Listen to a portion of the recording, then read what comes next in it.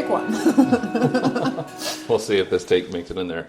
All right, so we just finished up the month of October, which in the One Coffee Ritual themes is chore and decor.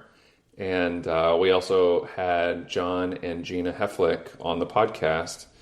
And we would normally be sitting on our back patio recording this conversation. And it's not that you can't hear Jessica's microphone. It's just that she is being abnormally quiet today. She's a little under the weather. I was like, I'm sick. I'm just in a trance. I know. So she's got a little bit of the fall sniffles. The temperature has dropped, and we're hoping that she can, rest up and recover. But it's the last day of the month. We've got to get the podcast out there, and so I have forced her once again. I was going to say, it will help me recording a podcast. That does kind of help, with the healing process. So much better. Yeah. Well, what do you, so before we get into John and Gina's conversation, what is kind of the whole theme of chore and decor? Like, what does that bring up for you? I know we did, one of the questions earlier off recording, but, what does that bring to mind when you think about vowing to each other in chore and decor? Oh, man. Yeah, vowing to mop, even though I hate mopping. You do hate mopping. That is one of those things but where... it's like, if I do it, you're like, oh, wow, you really love me. Well, and it's also a thing where I feel like if I want to have a quick win with you or to show you that I love you, mopping for you is a pretty quick true. way to get there. That and changing the laundry, which you usually sometimes forget. Yeah, I kind of suck at that. And you ask me and you set reminders and I forget. Yeah. It's terrible. But for our home, if you hear hammering in the background, we're actually getting new siding for our house. And I think we've kind of settled into a domain with the decor side where you kind of let me do my thing besides the one praying mantis light that I bought inside. Gosh. And then I'm kind of letting you do your thing on the outside. Yeah, and it's interesting because it almost like lines up with our responsibilities and commitments of like the outside chores tend to be mine, mowing the grass and, pressure washing and blowing the leaves and stuff like that. And then you tend to own the inside tasks. Yeah. Which is a lot easier with our semi-empty nest and way less. Only the dog is messing it up at this point. Yeah. Counting the days until the dog's hair is no longer a part of your cleaning routine. Oh, well, I've just accepted hair everywhere all the time. But yeah, we're going to have a black house. Yes, the exterior house is becoming black, and we're making some improvements to the deck, and I'm excited about it because it is sort of having us enter like a new season of being able to host some people from our team, and maybe even just people in our lives and the community at our house again. Yeah. And we're kind of playing into the light and dark theme, with the outside's going to be very dark, and then the inside I always kind of decorate things light and bright. Well, and the dog's hair is white, so that helps with the decorations. Well, the dog factor was also something that John and Gina had to negotiate. They did bring that up. Yeah, we got to sit down with them, and we sort of jumped right into the conversation and started recording almost mid-sentence. And then I don't know if I did a very good job of introducing them. So we were a little rusty. I felt like they did great. We were a little rusty. Well, hopefully we'll be back on the saddle and have another podcast out in November. But it is great that I chose to record our podcast right outside of where they're hammering. We'll see if the microphones pick that up or not. Anyway, John is a pastor at a local church. Now, he's not like a senior pastor, like where he gets up and preaches or anything like that. It's a rather large church where they have somebody whose full-time job is kind of helping people who are in challenging situations on the margins of life. So he is helping people in and out of homelessness, drug addiction, substance issues, challenges at home. Like he faces a lot of situations where he sees people at their worst and tries to help them get back up to their best. And he had a rough year a couple years ago where his marriage of 27 years fell apart. And we touch on that a little bit in that episode. And Gina's marriage, I think, maybe had ended about 4 or 5 years before that. But she was also married to a pastor, maybe in the more traditional sense. So anyway, that's a little bit of introduction of John. And then Gina is actually now an employee of Honeymoon Coffee Company. She has been helping us out with bookkeeping and accounting. I say help us, really helping you, taking a lot off your plate. Yes. Love Gina. Yeah. So that's a little more by way of introduction. And we did mention the divorce side of it. And this is our first guest who, like us, have been divorced and are sort of navigating those vows and commitments and realities of marriage with some of the baggage of a previous marriage. Yeah, I feel like every time we have another couple on, we learn something, and it was good to talk with them. All right, that microphone has to pick up the buzzing sound of the construction outside, which I'm going to take as our cue to wrap this up. So without further ado, our conversation with John and Gina Heflick on CHORE and DECOR. Love you, Jesse. Love you. Let's start this episode of the Honeymoon Coffee Company podcast the way we start every episode, by a reading from the book. The Facebook.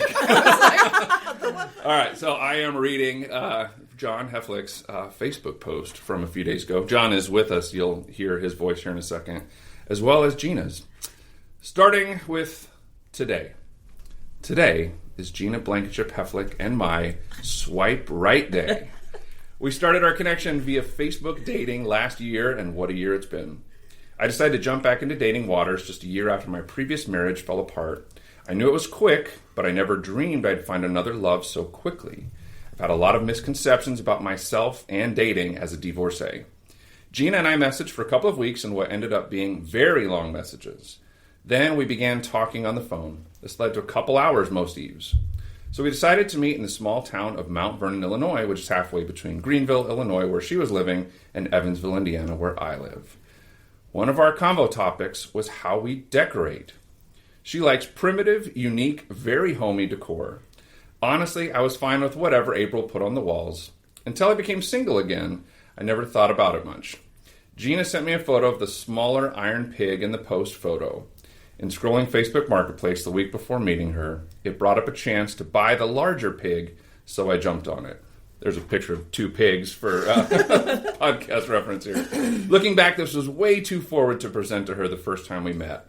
But I felt like we'd known each other forever before we met. Well, she loved it, and we never looked back after that first date. When you know, you know. Gina is an incredible person, kind, honest, patient, resilient, intelligent, generous. The list could go on. She's been used by God to shore up shaky parts of my life and heal others. She's shown me different ways to live and love, sometimes in ways I didn't know I needed. Our personalities are literally opposites, per Myers-Briggs. She is a night person.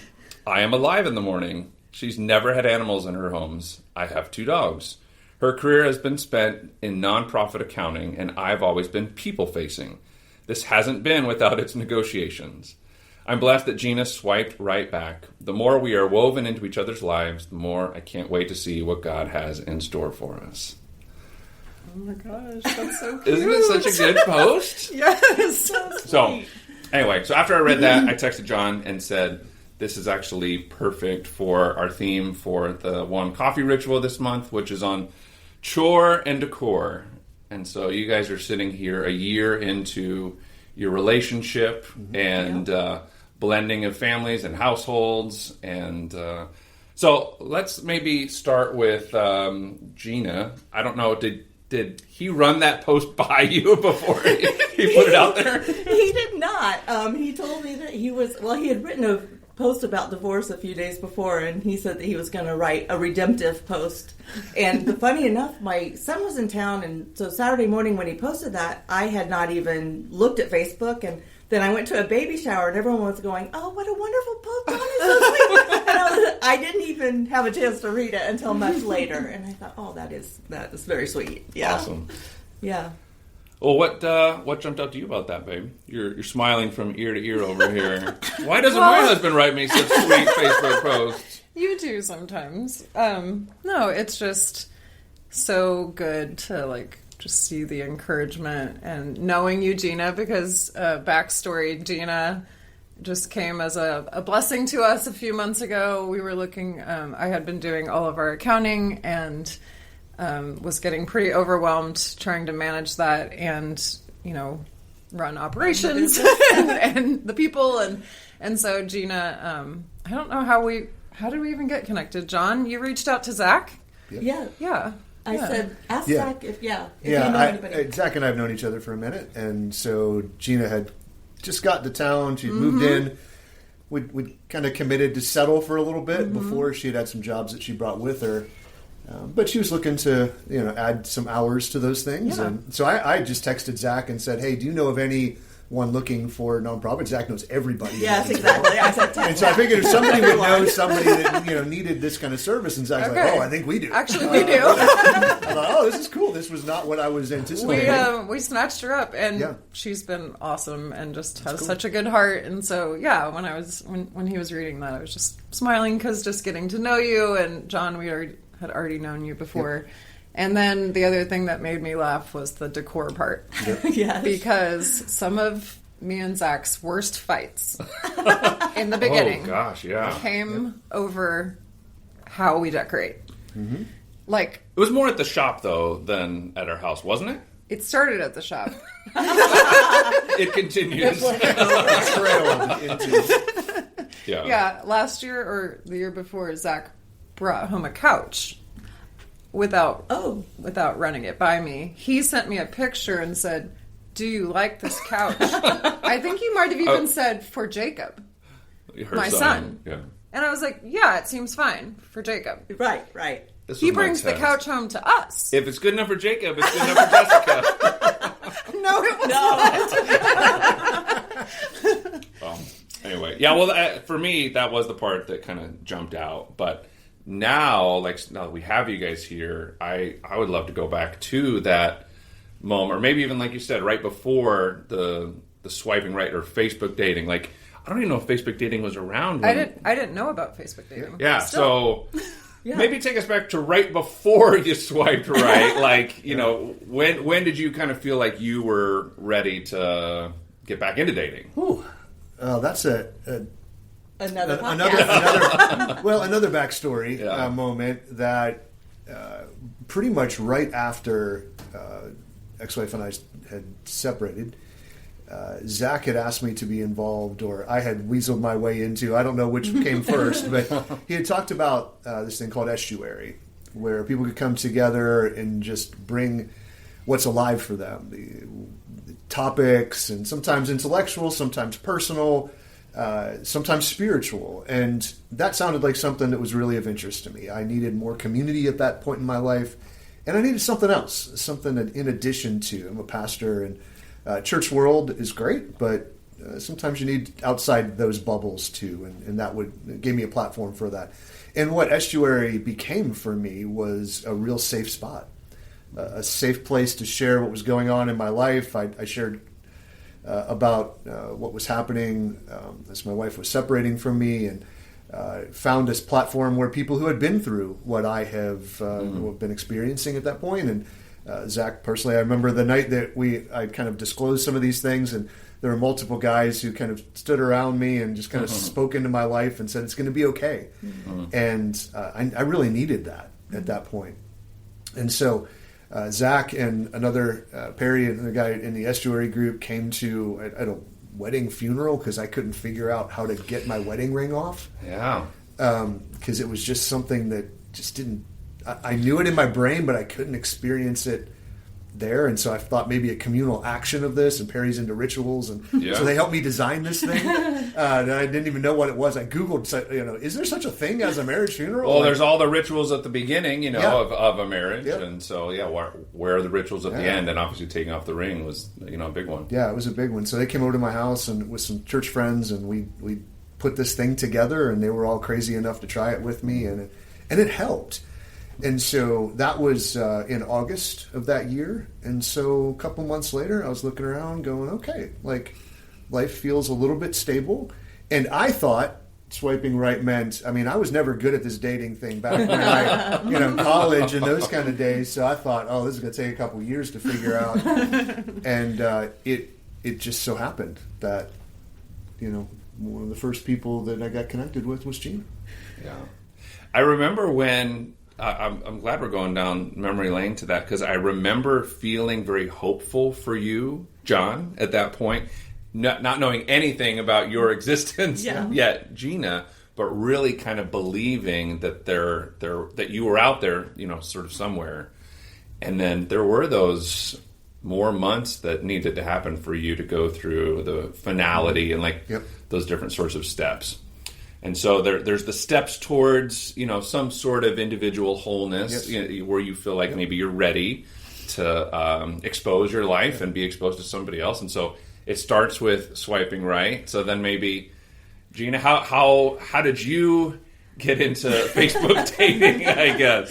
Yeah, well, I had been farther out. I had been, living on my own for 3 years, and I actually had 7 part-time ministries and churches I was doing books for, so I'd be here one day, one morning, and one afternoon, and running all around, and totally content with my mission and my purpose. And I was a part of what's called a discipleship band. There's 4 women who met every Thursday night and just said what's on our heart, and then someone prayed for you.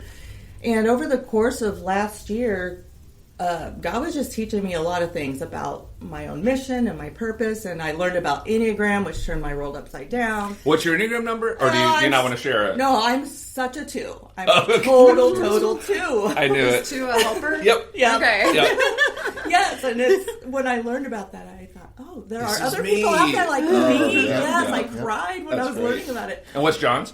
Okay, I'm a 3. Well, Oh, nice. yeah. I think Austin is a 3 too, actually. A 3 also, I should say. Yeah. Makes sense. There we go. Yeah, so somewhere along the line of that whole year and that whole process, I thought, maybe, because I really had thought, I'll just do the single thing? Do this thing, yeah.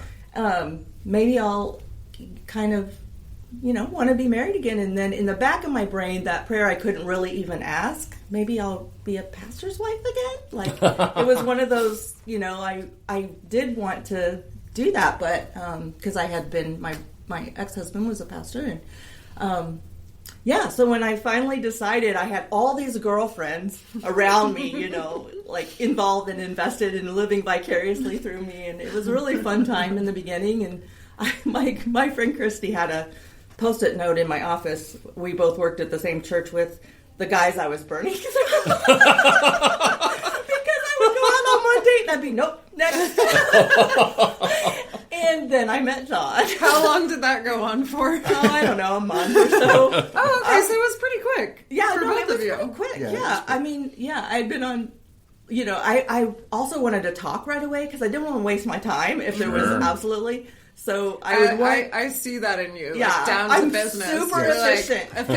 And so we'd message a second, and then I'd say, well, let's talk on the phone. And I'd be like, I don't think there's a connection. That's great. And I just would move on because I just didn't want to. So, so when we started messaging, well, the first thing I thought was really sweet.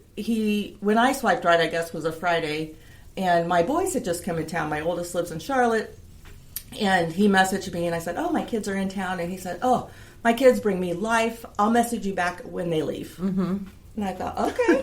And on Sunday night, he did. He messaged me back, and I was impressed by that. And then our conversations, we didn't move to the phone quick because they were so deep. I thought, what book is he getting these questions out of? He would ask me these really deep questions, and I'd be, messaging really long messages back and forth, and what does Jesus mean to you? And I'm like, okay.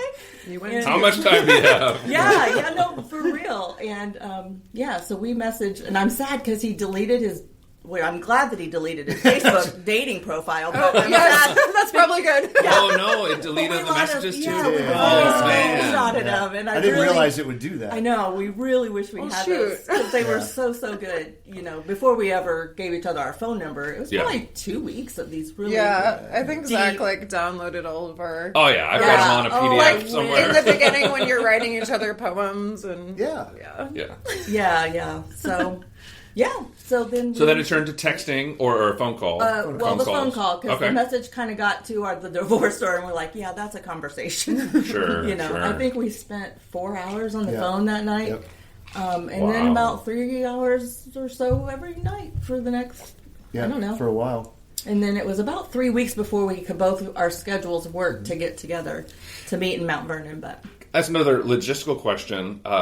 Did you guys have like a radius of sort of like how far you wanted to talk with people who didn't live in your community? Was it 3 hours, 10 hours? What's... Oh, so 50? It's like Facebook Marketplace where you just... You add your radius. It is. It is very Is that shocking? I mean, come on. It is very much like that. Zach has never looked at the Marketplace on Facebook. Oh, really? I let her. Don't worry. I bring home couches from Costco. She brings home knickknacks from Facebook Marketplace. Jessica, be glad I've almost been murdered. So what did you guys set your parameters at then? I don't. I had tried a couple of the other like Upward is like a Christian one, and but they're expensive. Like they're $30 a month. And then I found Facebook, and it's free, and I love free. And what I found out was all the people are there because it's free and it's easy. You just click on it, and but you can set. So I don't remember exactly what I set my parameters to. But it was outside of your community, like you knew that you needed. Were you guys 2 hours away or 3? 2.5. 2.5. 2.5. Yeah. Okay. What about you? Do you remember? And I think I set it at 2, but it would give me suggestions outside of that. Kind of concentric circles. And I had a very similar experience. As somebody who trying to figure out who I would want to come into my world. Like, I have a unique world. Yeah. I span church and connecting with unhoused people, and like it's not a clean and neat world. Mm-hmm. And so I didn't know what kind of person would be that person, but I thought if it's local, they're probably at a nonprofit that I have to relate to as part of my work world. Mm-hmm. And I didn't want to do that, or it would be somebody in our church, because I don't get to connect with people from other churches.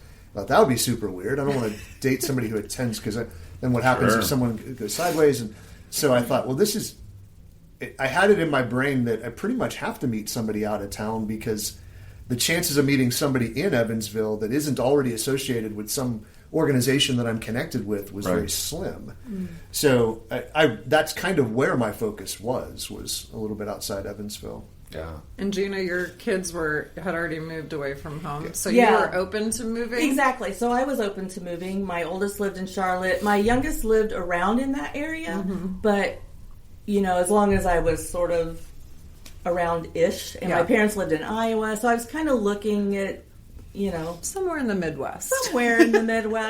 Yeah. So as you guys are like exploring this, in the back of your mind, probably somewhere, you're wondering or knowing that if it progresses to a certain level, that there will be an uprooting of one of your lives and a merger of both of your lives. Yeah. How soon did that start to become a logistical reality and an emotional, spiritual reality that you had to start negotiating? Yeah. Pretty quick. I mean, by the time we had covered so much in texting and talking 3 and 4 hours every night. By the time we met, it was pretty much, is there a spark or not? Yeah.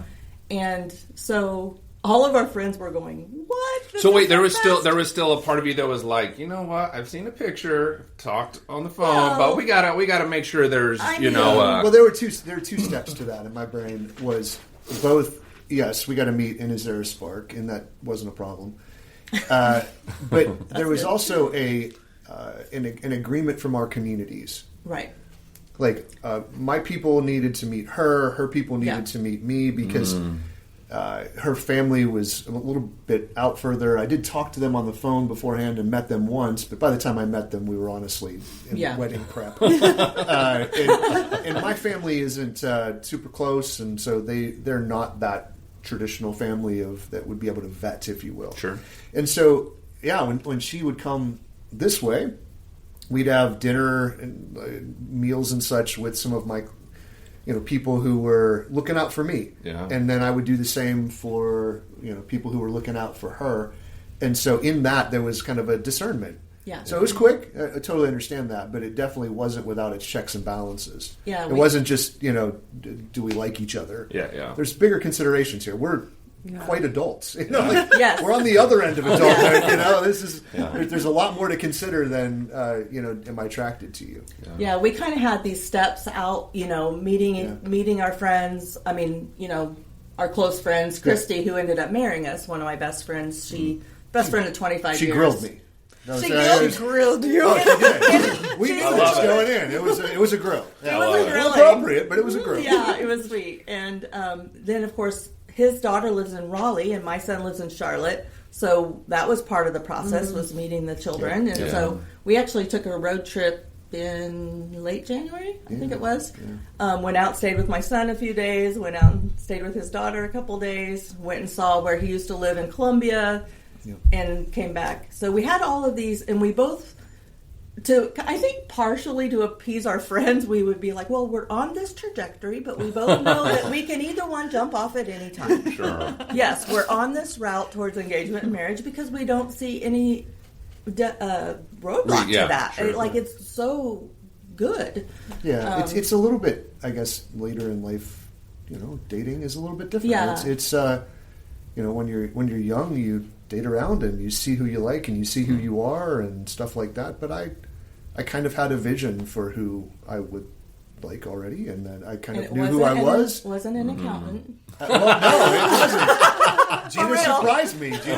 She didn't like dogs, and my post had my Facebook profile had dogs in it. Oh, we're gonna get to that. Yeah. It took me a while to swipe right because of that. Yeah. I had seen his picture, and I'm like, I could he's see a that pastor. being an issue with Zach. Yeah. And I kind of stereotyped Gina's occupation and was like, I don't know. Boring accountant. Yes. Well, again, I'm a people-facing person with a little bit of chaos in my life. Like, I'm not a row and spreadsheet kind of person. Yeah. So that was a little bit different. And even in the decor thing, one of my, I'm a 3-wing 4 probably.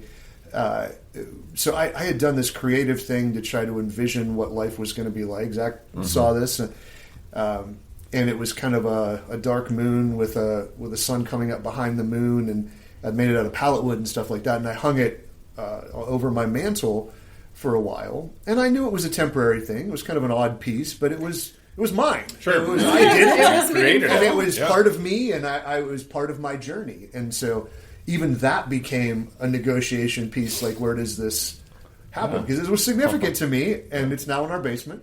Okay. I was going to ask, as you look around this office, there are similar pieces in this room? Yes, absolutely. This is my version of the basement. This office, yeah, I've got all my Marvel nerd stuff in the basement, and so we had to kind of figure out what decor would be like. Yeah. And again, I didn't really have this huge thing, but I tend toward more colorful, more international things. I traveled a little bit, and Gina was definitely more homey, Neutral palette more. Yeah. And She liked dark paint on the walls. Yes. And I was more like, put red on it. Like, what do I care? And so there's been some, it took us negotiation. a while to find the paint color for our front. And I have a over 100-year-old house. It's a historic home. It's beautiful.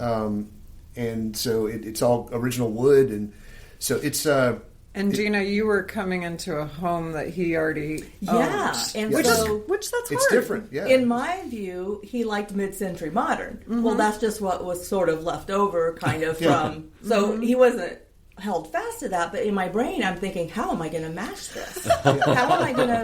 How is my thing? To become one. Yes. And all of my, like, I have nothing of value necessarily, but everything's really valuable to me because there's a story behind it, and I've picked each thing from, I've curated these pieces from wherever, and I like to look at them, and these cabinets or these whatever, and I thought, how are these going to work? It really stressed me out for a little bit until we actually moved it all in and started to, because I didn't know how held fast he was to this chair, and this Did you rug. guys fight over it at all? Or I think the thing that we disagreed with most, we had to come to an agreement on, I should say, it was the paint color. Mm-hmm. Yeah. In my emotional entering a room, I don't want to enter a cave. As my living room. And Gina tended toward dark colors, more muted colors, and I was like, where's the life here? This kind of wood art thing had like very bright reds and oranges and very high contrast and stuff. And I realized you can't put that on a wall, but I like to feel life. I like there to be color and there to be vibrancy feeling in that. And Gina wants to feel at home. She wants to be at a place where she can sit and rest and kind of be attuned to her environment, and that's calming and peaceful. And so I live chaos, she lives spreadsheets, and so it was the merging of those two worlds that we had to try to figure it out. And one of the ways we did it, honestly, was I just kind of went crazy with my office at church.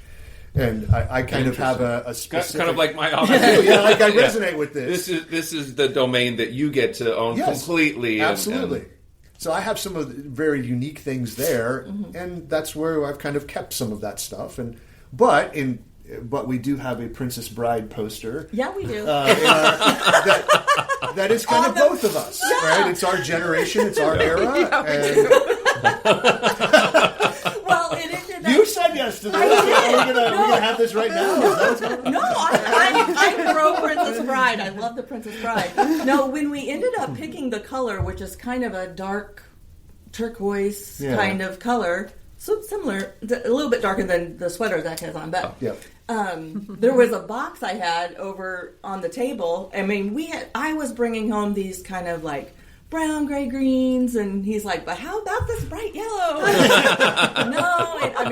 went on for a while, and then I looked over at this box I had that was just one of those storage boxes that like my kids' school memories are in, and I said, I wouldn't hate that color in here, and he's like, I can live with that. And we literally took the box lid to the paint store. You did it. Matched this. We matched it. And so once we put this turquoise on the wall, and he took his thing down, we needed something over the fireplace, and he's like, well, I have this Princess Bride poster, and it would look really good. I was like, I'm in.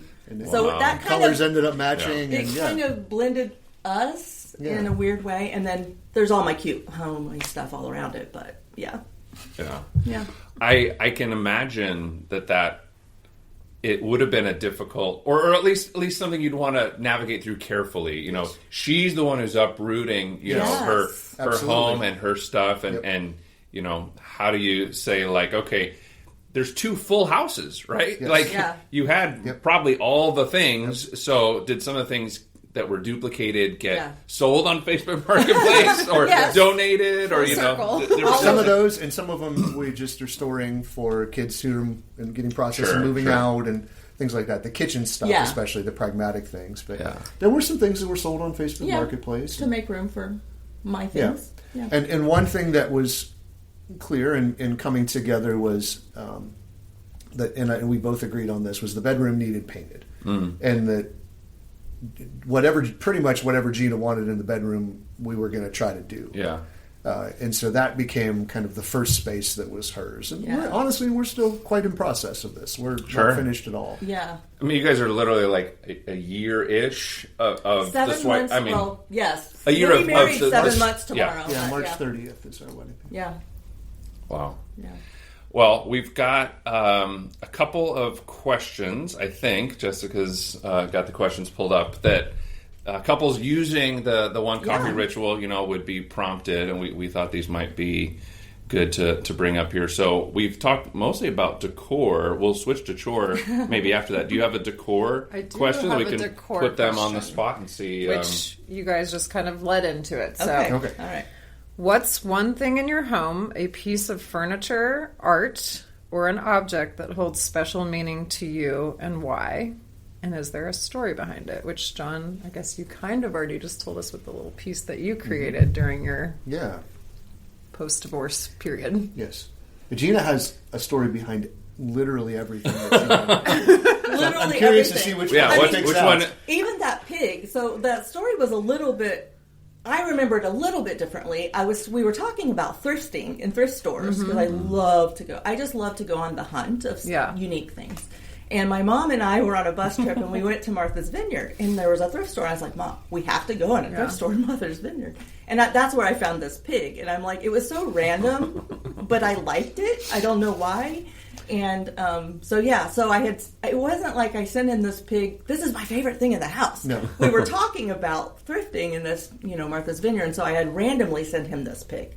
So it was even more random that this pig was part of our story, which now those two pigs have a prominent place. Is this pig your prized possession in your home? The thing that it's- makes you the happiest? Well, not then, but, it's really happy together with us two because it reminds us of our first date. Yeah. But literally everything has, you could look anywhere. There's so many. I just curated things from a lot of places, and I have moved. I think it's been 18 was the last count. Oh my gosh. So a lot of times, and each time I'm a purger, so I would get rid of things that don't bring me joy or whatever. So I was kind of down to all the things that just I really like. But, even like a simple little sign on the wall, my son, and it didn't all the way match, but, he was in, I think, 7th grade maybe? And they had gone on this fall trip. My birthday is in November. And they had stopped at somewhere, I don't know, Cracker Barrel, somewhere that had a gift shop. And he asked one of the leaders, can I have borrow money to get this because my mom's birthday's coming up. So he bought me this. Sweet. I know. Then he couldn't wait because my birthday's November 29th and he gave it to me October 29th because he just couldn't wait. So how can I not have this sign? I'm also wondering, did he actually pay the person back? Probably not. Who knows? But I love that sign. That is so I love that cute. story. Yeah. And just that he thought of me on his youth group trip. And so anyway, I have a lot of those. Yeah, I think even the Princess Bride, which was a present given to me, it's an original in theaters poster of Princess Bride, and my daughter gave that to me a couple years ago for Christmas. But that represents something. One of the things that Gina and I have always connected with has been the shared histories that we have. We both grew up in youth group at church and different traditions and denominations, but both went to summer camp every summer, and that was a significant part of our life. And our memories of we're 4 days difference in age. Yeah. And wow. Yes. It's very much paralleled when I have a reference to some sort of 80s something. She's like, oh yeah, I was here at that point, and I was here at that point. So the Princess Bride was both a shared thing, and I think that's maybe a principle to think about in how do we do this? Like, what can we share in a memory, in a thought process, in something that can align us? Like, where do we agree, and then start from there? Because I think if we stayed in where we disagreed, there'd just be walls built, and that doesn't work. Because you started today by saying you guys are opposites. We are. Yes. I am an ENTP on Myers-Briggs, and she is an ISFJ. So For real. Wow. we're literally opposite letters. For real. That became a lot of our, those 4-hour conversations in the beginning. Yeah, we would talk about But it all seems of those like you're different really things. intentional about finding those shared things. Yeah. Which is good. Yeah. Yeah, and it provides, that spark and that energy, Yes. And that, well, I wonder what Gina thinks about this. Oh, I wonder what John thinks about this. And you don't have to wait and not too stopping long. at just the surface of it. So I quickly realized that if I stopped at just the surface of what was in front of me with Gina, it was not enough. Gina is a behind the surface person, and that's one of the things I love about her. And so just pushing into that and saying, okay, what's the story behind this? It was a lot of some of those conversations of, oh, well, this meant this to me. And when I realize what it means to her, it's not just the thing in front of me, that totally reshades how I'm looking at whatever piece of furniture, whatever chore, whatever anything that we're looking at. It helps me see the her behind the object. And that's helped us a lot, too. And she didn't come in guns blazing like, you got to get rid of this and you got to get rid of this, right? No. At all. So it wasn't... There was no aggressive stance on either side. Sure. It was trying to understand first. And that's helped. Yeah. It is kind of crazy that you guys have only known each other for a year. I know. It seems like, like the level of understanding that you have for each other is pretty deep and profound. Well, it really understanding the personality types, like we lean into that. Yeah. And I remember one of our, not fights, but like when the first time I came here and we went over to see the Christmas thing at that hotel, West Baden. West Baden. But anyway, we kind of got into like not a disagreement, but I hurt his feelings, and I realized, knowing his 3 and I'm a 2, we talked about that. Like the whole hour on the way home, we talked through why what I said made him feel this way, and it's helped us so much. And that was our first, was the my first first Do time you coming feel here. like you had that in your first relationship? Oh no, not at all. So you just didn't really talk about your feelings or go deeper into it? Because that's a lot how I was. Yeah, well, I mean, no, I could, but he just wasn't that kind of person to be able to do that. He didn't grow up in a household that was able to do that. And I very much talk about my feelings. I talk about my feelings with my boys. They talk about their feelings. I always joke, my oldest, I knew when he would want to talk because he'd come lay on the couch beside me watching TV, and I'd just wait. About 30 minutes, he'd be like, Mom, and he would just share whatever, And so I love that I was able to bring that in him. But no, knowing especially the personality types and the ENTP and all of that, and the 3 and the 2, and just knowing that has helped. Well, this also, do you guys talk about the 5 love languages as well? You talked about growing up in the Christian culture. Yeah, I remember that was a big thing. Yep. What are you guys' love languages or preferences, I guess, for love language? Yeah. We talk about that a little bit, not as much as we talk about the other things. Well, you've asked for words of affirmation. Sure. That's one of them. And But that's also a 2 thing, but yeah. Yeah. And I think Gina is how she values things, the story behind them. Gifts are a big deal to her. Not that she's materialistic, but Not at all, yeah. those no, things. it's the The story thought that went behind behind it, Sure. and Right. or the process of coming about to this. So that's been a big realization for me, and so I gotta. That was not my ex-wife's kind of way of thinking, and so I gotta up my game in that a little bit. I'm a 3. I want to perform. I want to do. I want to get an A on the test. I know, it's so good. So that was things, and I think. I'm a time person, so time and experience. I don't think experience is necessarily in that, but I want to go do stuff, and I want to go experience new things, try new foods, look at new stuff, and so her kind of adapting to that has helped. Yeah, out too. it's funny how you'll start, like, I feel like when me and Zach first started dating, we were pretty opposite.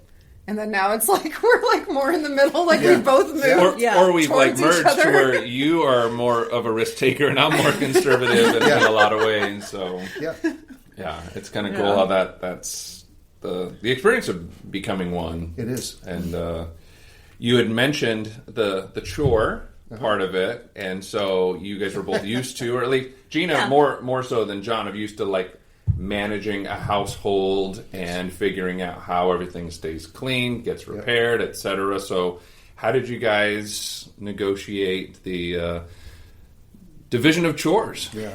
Well, one thing was it was intimidating. Her ex-husband is a manages hospitals and was a managed summer camps, and so he knows how to do lots of stuff, like hands-on kind of person.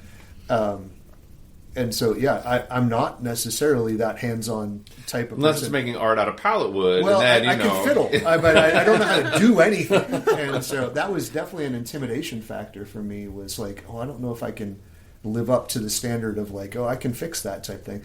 So one of the first things that we had happen, so we talked about those things. So one of the backstories too was that I'd been through a divorce care group at City Church, which is not where I'm on staff at, and met an amazing lady named Michelle, and she had divorce care was just a great experience for me in at that moment in life in facing what was going on in my life, because man, denial was deep and wide in my life, and slowly Michelle kind of pastored me into understanding what was going on and what I needed to do about it.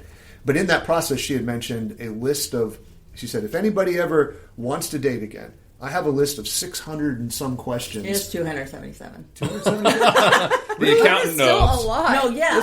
Some of them were half-hour conversations. There was a lot of questions.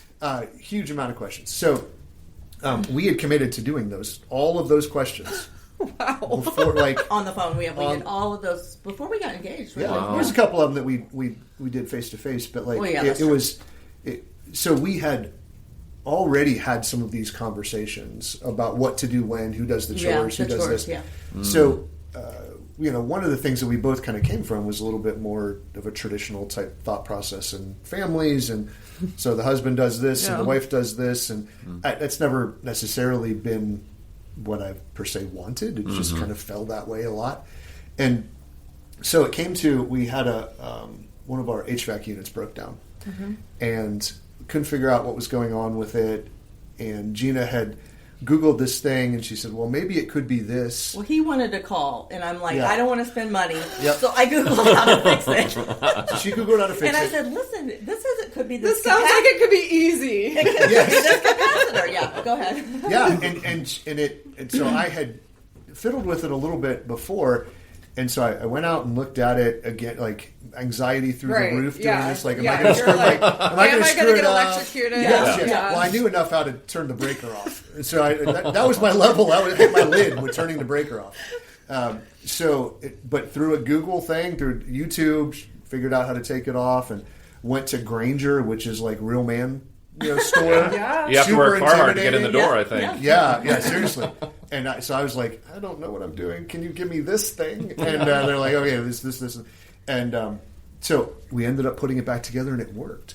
Wow. But this was You probably felt like a $30. man. I did. Finally. $30. $30 over probably $300, And you were standing 3 inches taller.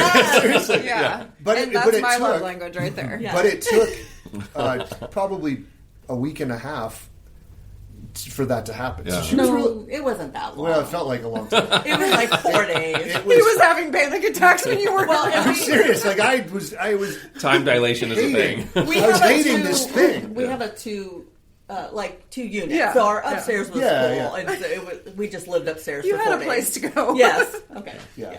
But that was for me a chore. Sure. I mean, it wasn't a Yeah. daily Yeah. chore, but Yeah. it was a thing that you were expected to do as part Sure. of the family, right? Yeah. And I didn't feel like I knew how to do that thing, but I knew her ex-husband would know how to do it in a skinny minute, right? And so that's intimidating. Like, how do I live up to this thing? And Which I had that. I did not have that expectation. I did. I'm a 3. I want to do things according to That's everybody right. else. Yeah. So, but the kitchen stuff, like Gina came from a camp background, so there's a lot of like safety precautions, and I cook food like a handler's Swedish chef. license world. Yes. So my eyes must have been this big the first time I watched him handling meat, and I was like,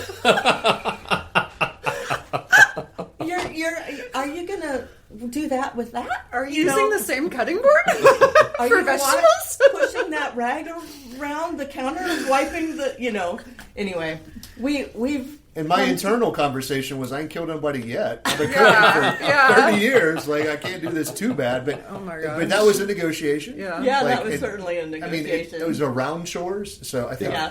as far as like what we pragmatically Yeah. do on the daily, we just kind of freewheel it a lot. Yeah, whoever's bothered by it, clean it up, kind of. Yeah. And I do things in the morning. mine and is- then she does Zach. things if whatever's not done Sure. during the day. And Yeah. I'm like, I'm leaving the house. I just put laundry in. Set your alarm Oh, there you so go. that you can switch the laundry Yeah. over. And then I always come home like 4 or no. 5 hours later, And the laundry hasn't. he'll be like, Oh. "Oh, oh, shoot. When the alarm went off, it wasn't ready. And I said, well, why didn't you just reset your alarm for a couple minutes? Because I assumed that I would remember it, and I didn't. And It's a common story with it us. happens weekly. I mean, it is kind of embarrassing how few times I'm able to nail that one. Yeah, I'll own that one. Ours is, I guess, a little tied to our circadian rhythms as well. Like, so our coffee ritual has to do with, at night, I will grind the coffee, get the filter ready, pour the water into the coffee machine, and then in the mornings, she wakes up before me and is able to turn on the coffee and, get it in her system, a little bit faster. And then We have when an app. we have an, yeah, I don't even have to get up. She's Just hit able the to button. brew it from bed and then, nice. walk. She has coffee at her lips, within 15 seconds of Wow. getting out of Nice. bed. That is nice. But for me, I'm still asleep. So then when I eventually wake up, I'll send her a text message and she'll bring me a cup of coffee. So I don't even have to get out of bed for the Nice. coffee to touch my lips. But that's sort of how we negotiate that sort of coffee part of our ritual. And then you had another question, I think, that I think just read it. Yeah, this is a good one. You ready? Yep. All right. Was there someone in your life, a parent, grandparent, roommate, who modeled a household task in a way that inspired you? What did they teach you? Might be a tough one. Well, I remember I grew up at my grandmother's a lot. My dad, interestingly enough, was a race car driver, traveled the country racing cars. And my mom went with him, so we stayed with my grandma a lot during the school year especially. And to me, like, she was the ultimate housekeeper and all these things, but she said, really, if you just keep your house picked up and your dishes done, your house looks clean, And so Look too closely. yeah, exactly. So I think about those two things. She also was super hospitable, so it didn't bother her if things, like, she would rather have people than a super, super clean house. And so, I kind of function with that too, but I've always kind of thought about that, those things that are kind of picked up. People don't notice the dust in the corner necessarily. They might all the dog hair everywhere. Guilty as charged. I sweep We that have a lot. Yeah, we have a husky mix, and so Oh, she trust. sheds. Yeah, We have a dog that lot. I believe sheds more than any other dog in history. Well, maybe the husky It's would in give it a our- run for its money. Yeah, Yeah. I don't know. We wash our sheets in the dryer, the lint trap. I pull it out. Entire thing is full of hair. Yes. Yeah. And we're pretty clean. Like, we vacuum almost daily. Yeah. Wash our sheets every week. Like, why is it this Well- bad? Yeah. This was one of our negotiations. Our bedroom doors stay shut. There's no dogs in the bedroom. Okay. That's Okay. one of my fresh Okay. air Yeah. places I can go. So that's your safe space. That's one of my If you safe wanna- spaces. If you're feeling overwhelmed by the dogs. Yeah. Which was a shift for me because Yeah. Toss one up of in your- Did one they of sleep my with you? one of my dogs did. Yep. Yeah, she slept in the room with me, and which was fine. I can live with that. That was a Traded her negotiation. You'll for me. exchange a dog for Gina. But I do need to give her a little special attention during the day. Make sure she knows she's loved. Not me. The dog. The dog, of course. Yes. Yeah. Yes. So that was one of our negotiations. I would say mine probably, as far as what I learned, my mom was growing up was the custodian of our church, and she didn't always keep the cleanest house. She kept the church clean a lot, so I grew up scrubbing The toilets. cobbler's and- kids have no shoes. That's exactly For real. right. And so I knew how to scrub toilets and buff floors and do all that from when my mom pulled me into church work. And but as far as home goes, not so clean. But during my youth group days as a teenager, we would occasionally have groups of teenagers, my youth group friends, over to our house, and we'd play Monopoly and some of these big long board games. And my mom would make popcorn on the stove, and she had some powdered cheese she'd put on it. And so that was a big thing in the youth group. And my house was, I didn't even probably realize it so much at the time, but it was not well kept. It was pretty dirty. It was old. I lived in a double wide on a foundation in country area in Northeast Ohio. And nobody judged that coming into it. Now, part of it was because everybody was not real rich who came over, probably, but part of it was that Mom knew how to help people feel at home. And she was joyful, and we played games, and nobody really was looking around, at least that I know of, looking and judging my house. And so one of the things that I learned was, okay, things don't have to be like the dog hair. Okay, I'm going to clean, and I think it was pretty clean even before Gina got into the house. Yeah. But I'm not going to hyper-focus on that, but I do love having people over. Yeah. And as a rhythm of life, that needs to happen for me. And so, but I want to focus on how they feel when they get there. Yeah. What's their experience, and how are they talking? And so I love this app idea. How do we get people talking and going deeper and communicating about their lives? And because as they leave, they're going to take what they feel a whole lot more than they see a dust bunny with dog hair in the corner. And being a 2, this is where I really fit into his world, because a 2 wants to make sure everyone's taken care of and you're all okay and you feel really happy that you're here, And so I think, and we had a game night before we even got engaged too. I was here one weekend. Part of meeting my people. It was part of the deal. And you were called upon or requested to help co-host the game night, Yes. I guess? Yeah. Even I in don't know dating. if I was even asked. We talked about it. No, we were having a game night, and I was there, and so it just. But it was so natural. Kind of fell into place. Yeah, it was nice. Yeah. Well, you guys are an inspiring, story. You have gone through, a lot in the last year. The anniversary is how soon? Well, 7 months is tomorrow. 7 months. Yeah. The wedding anniversary is in March. March. So still, you Still guys are first year. Still in the technically honeymoon very much phase. in the honeymoon phase, and hopefully get to kind of stay there forever. Yeah. That'd be great. As long as you can. So. Yeah. Well, we didn't really get with the introductions of sort of like where you guys, we know Gina works for us now, but you mentioned you work, as a pastor, and this is, your world and your life, and we're glad to have you in our community and in our lives, like this. And we just appreciate you being willing to share your story a bit, and we're excited to share it with our many listeners. Many question mark? Many listeners, at least a few. So, Yeah, no, it was really inspiring, and I feel like every time we talk to a couple, it like enriches our relationship too, just to see how you guys handle situations and have so much grace for each other, and thinking about your personality types and how to really blend your lives together. So it's been really good to hear from you guys today. yeah, not just opposites attract, but opposites, have the Strength. magnetic charge to hold together in your case. So I appreciate it. Well, thanks for having We're us. glad you both found the one. Definitely. Yes, thank you. Yeah. Zach was a big part of my journey. I know. So Yeah. And you brought Gina to an estuary meeting that I missed. you Yes. did. Yes. Yeah. And that was before we got married as that well. was before we got married. Yep. Yeah. Well, He still hasn't gotten me to come yet. that's how we negotiate. All right. One of these days she'll come to Hey, I'm this here meeting. doing this podcast with you. I have to choose my request. That's so. right. That's right. All right. Well, with that, cheers. Cheers. That's it for this episode of the Honeymoon Coffee Co. podcast. For all things honeymoon, check out honeymooncoffeeco.com, where you can buy the one subscription box for yourself or for someone that you love. And if you're listening to this with someone that you love, always remember, this was once your dream. Cheers.